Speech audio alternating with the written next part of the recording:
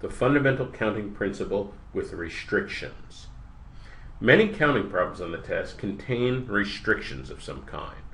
For the test, it's not enough to say something like, put 5 children in order.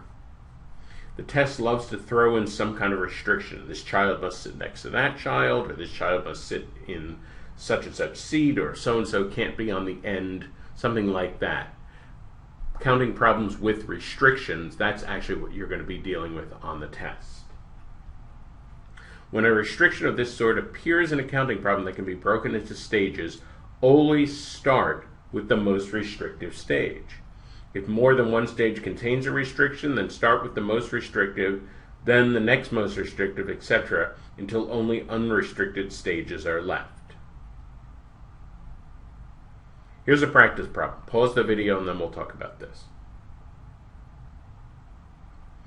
Okay, so we have 7 children with nice alphabetical names. We're going to sit them in adjacent seats. Dahlia must be in the middle chair and George must be next to Dahlia. So that's our restriction. How many different orders can there be arranged? So notice that if there were no restrictions, then the total number of orders would just be the product of 7 times all the numbers less than 7. Okay, that would be easy. But that's not what we're asked here. So we have to think about this. So first of all, Dahlia we're going to put in the middle. There's only one choice for her. Now George has to be next to Dahlia, but George could be on either side. So there's 2 choices for George. Well, once these 2 children are seated, then we can look at the unrestricted choices. The other 5 children are unrestricted, so we'll just do Al next.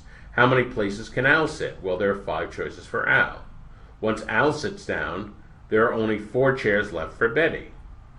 And so forth. With each child, there are fewer chairs, 3 for Chuck, 2 for Ed, and then Fran would have to sit in the last chair.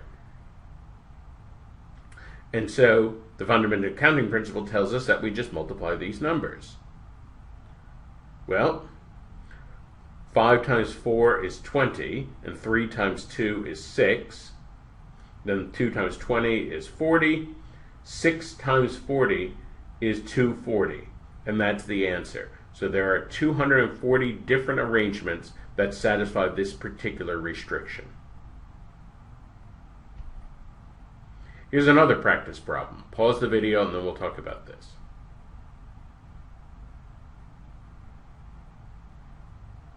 In a certain summer school program, there are 5 periods in the day.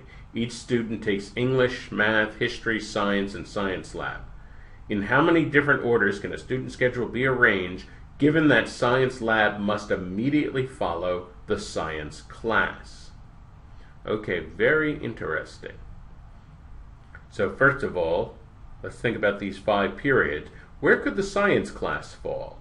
That science class, it could fall in the 1st, 2nd, 3rd, or 4th slot, but the science class cannot fall in the 5th slot because then it would be impossible for there to be a lab after it.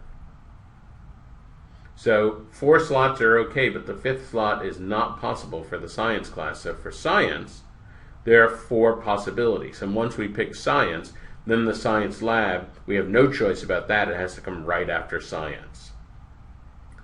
So now we pick those 2, so those 2 slots are occupied, and now the others are unrestricted. So for English, we'd have 3 choices, then math, we'd have 2 choices. For history, we'd have 1 choice.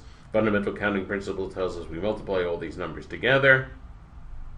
And of course, this is just 4 times 6, which is 24. There are 24 possible schedules. Counting problems with restrictions, now we're starting to see problems that actually might appear on the test itself. So these 2 practice problems, conceivably, something very much like this could appear on the actual test. In summary, when a counting problem contains restrictions in certain stages, always do the most restrictive stage first.